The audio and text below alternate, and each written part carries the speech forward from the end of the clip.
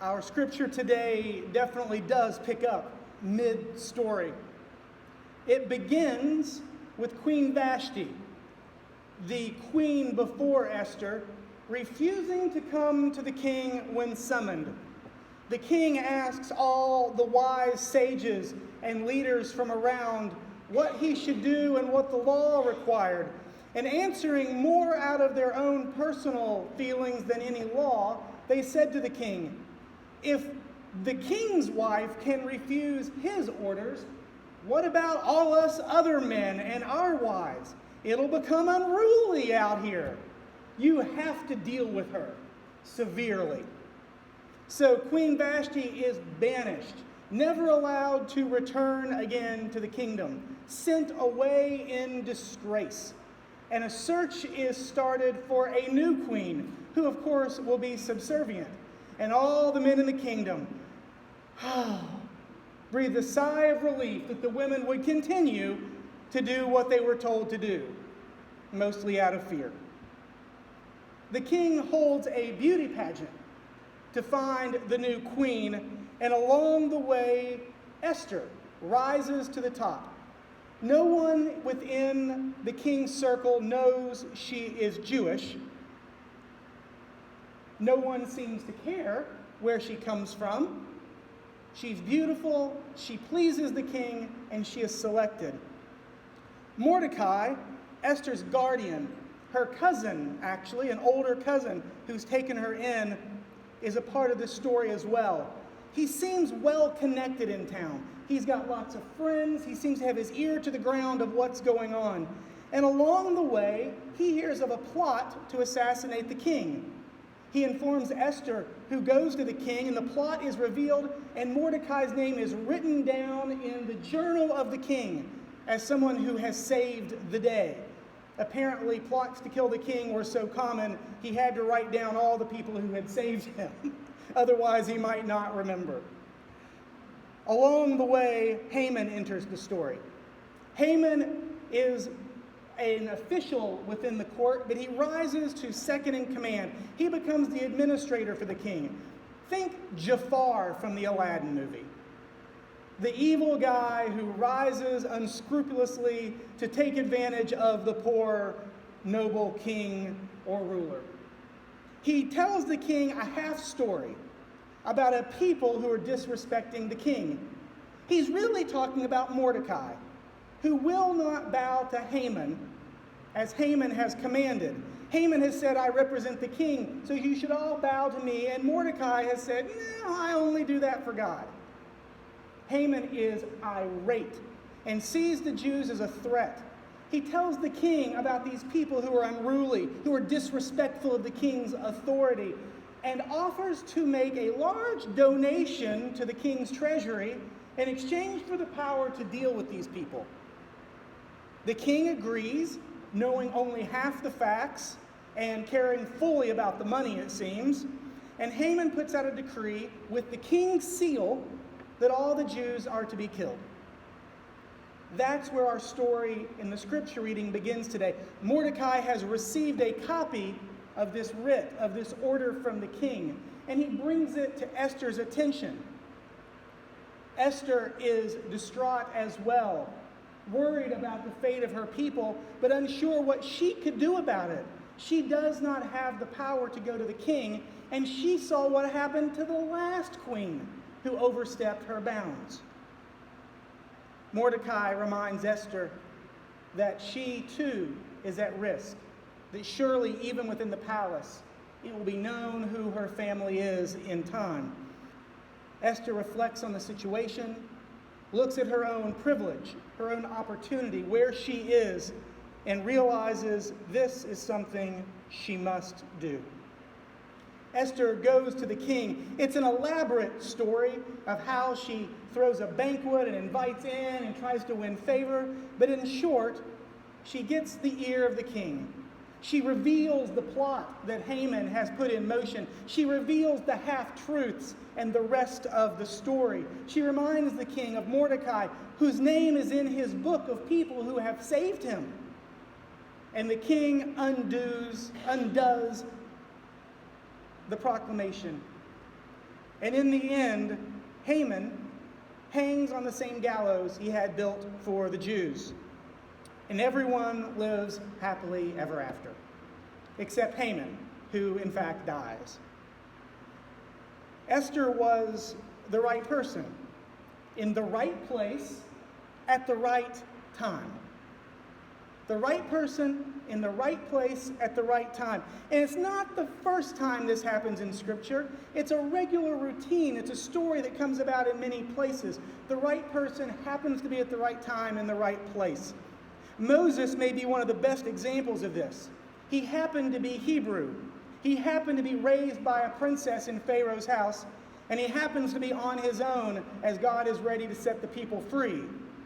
When the people needed someone to rescue them, when God needed a messenger, Moses happened to be available and happened to have a relationship with everyone involved. He was the right person, at the right place, at the right time. A few thousand years later, I was driving to church camp to drop off children. It was younger kids, and I don't do those camps. They frighten me. They exhaust me. I like the older ones who have abstract thinking, the ones that we can have long, deep conversations with. The younger ones to me are like a pack of wolves gathering to devour me. I take them and drop them off for somebody else who has the energy. But this drive was different. This drive to camp was on one of the worst weeks of my life. I had just started to understand how much I had hurt people around me with some of my choices. I was just starting a journey in my life to understand myself better. But at this point, on this drive, despite a van full of children, I felt very alone. I got the campers squared away and lamented being at a place that was so special to me, yet feeling so dark. I felt horrible looking around a place that was so special and wondered how, on grounds where I had felt such joy in my life, I could feel all alone. Then Bish showed up. Reverend Larry Bishop had been the keynoter for all 4 years of my high school camps. He had keynoted the first 3 years of me counseling as an adult at high school camp. He was a semi-retired soccer player, pastor, and had a wit that I enjoyed. He was a mentor to me in so many ways. He had driven campers up to drop them off just like I had. But he was senior pastor of a good-sized church. Dropping off young campers was way below his pay grade. Why was he there? Did all of the parents of these children, his youth director, and all the volunteers suddenly turn up ill? Why was he there? Did someone call him and tell him I was having a bad day? Why was he there? Could he look at me and know how much I needed a pastor?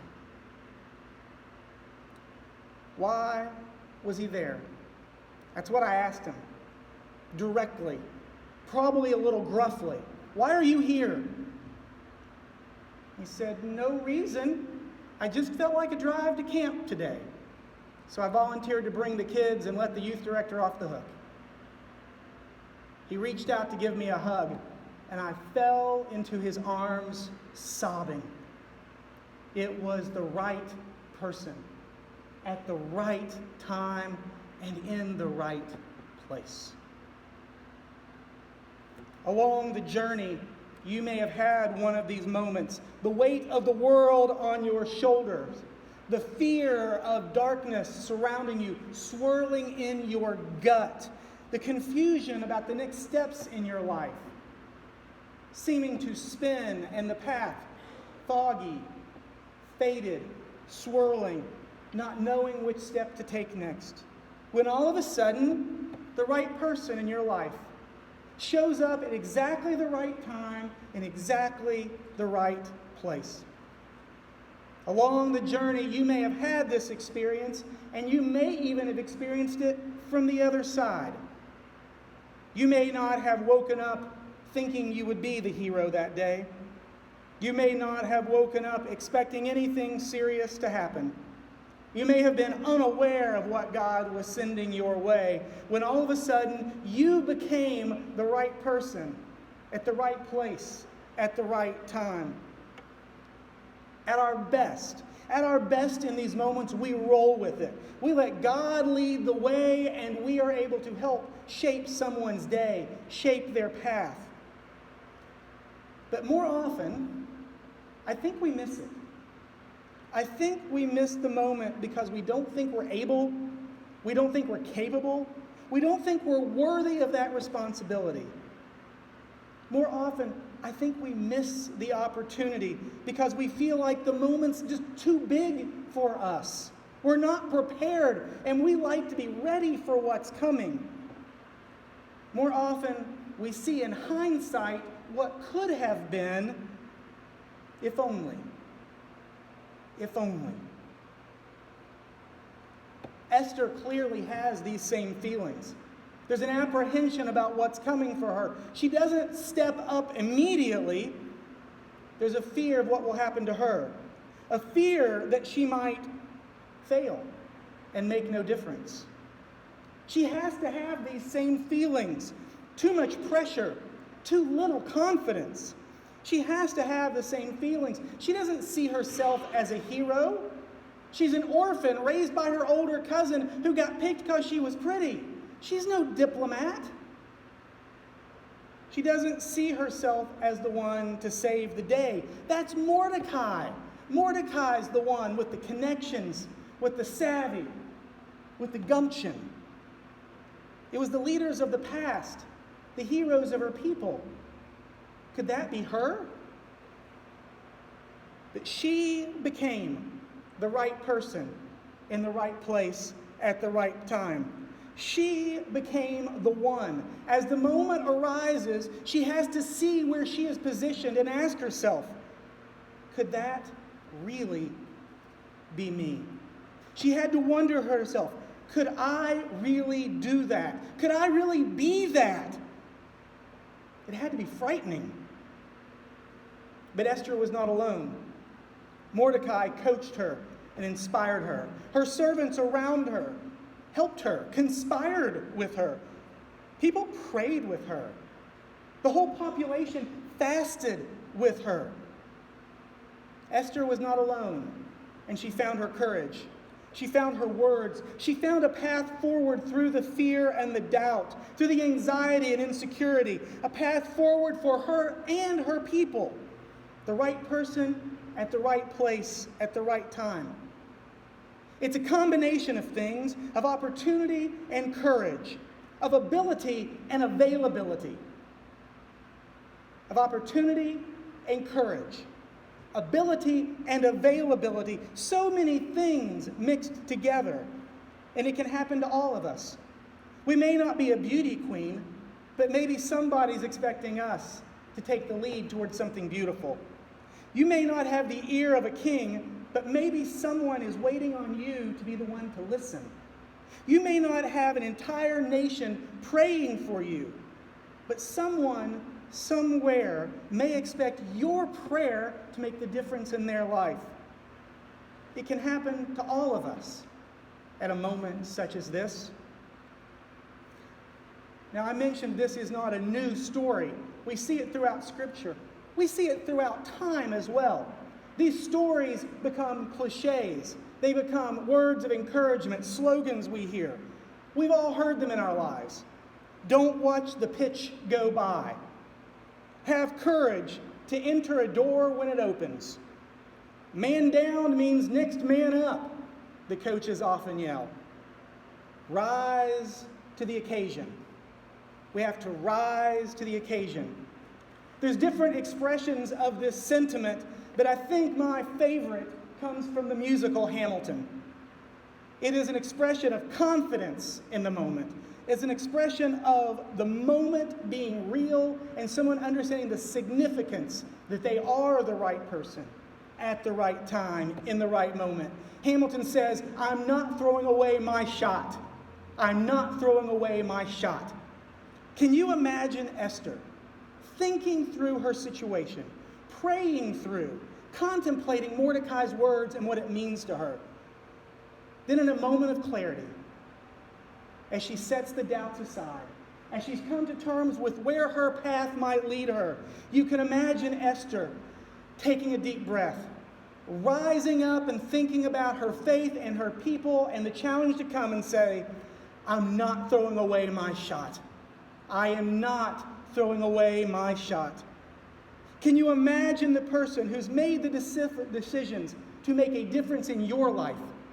Can you imagine the people who have stood encouraged for you in your life, debating what it might cost them, reflecting on what is at stake for them, and wondering if they are the right person in the right place at the right time?